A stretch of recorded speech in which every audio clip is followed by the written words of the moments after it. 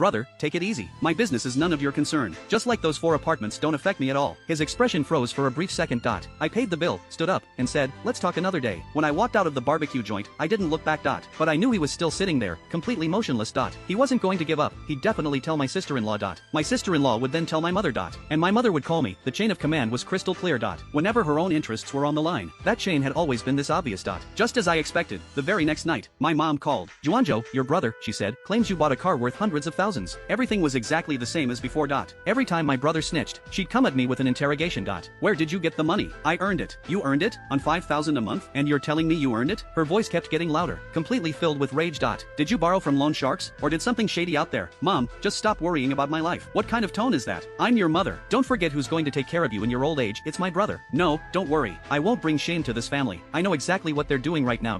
My mom will immediately spill everything to my brother, and he'll probably furrow his brow and say I'm acting weird. I knew she was being weird. My sister-in-law, standing right beside him, will roll her eyes, and their conclusion will undoubtedly be, she must have taken out online loans, or got scammed. When she comes crying and begging us for help, don't you dare let her inside the house, because in their minds, I'm just that useless girl making $5 grand a month. The sucker who can only afford an $800 scarf. How could a loser possibly have over 43 million? So there I sat, not moving an inch, just like them, waiting in silence, waiting for the volcano to finally erupt. September rolled around, autumn hit, and the air started to cool down. And my brother's life? It cooled off too. He mortgaged another house, took out a $2 million loan, and started a construction materials project. But his partner bailed halfway through. The inventory got stuck in the warehouse, and he didn't recover a single cent. $2 million just vanished into thin air. Honey, we still have to pay $38,000 to the bank every month. If we miss 3 months of payments, the bank is going to take that apartment. Then came my brother's second piece of bad news. The Southern City Housing Development got sued by residents over quality issues. Leaking ceilings, falling facade panels, it all went viral locally. Overnight, property values plummeted by 30%. Out of my mom's 4 apartments, one was tied up in litigation, and the other was depreciating right before her eyes. It was like taking 2 stabs to the heart at the exact same time. My brother couldn't take it anymore.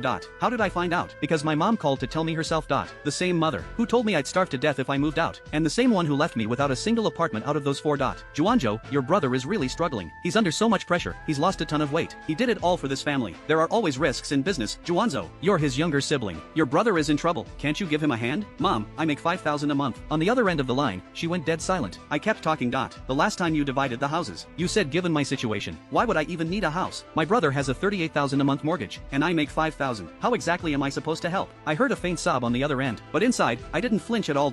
You once told me that if I left home, I'd be living off fresh air, so you can rest easy now. I've already moved out, and yeah, I'm living off fresh air. As for taking care of me in my old age, you better ask my brother. That was the deal we made back then. The soup tasted salty. I wasn't sure if it was the soup, or just my throat tightening up. For the next 2 weeks, my brother called me 3 times, and I ignored every single one. My sister-in-law called twice. I didn't pick up either. Then my mom called again, and this time, I answered. The first thing she said was, are you doing this on purpose? I don't understand. What am I doing on purpose? You're doing this on purpose. You refuse to help your brother. Is this about the house? Mom, I don't have a lot of money. I can't help. Just sell that $100,000 car, then. That car is mine. She choked on her words. I could totally picture her face. Lips pressed tight, eyes red, nose trembling just a little bit.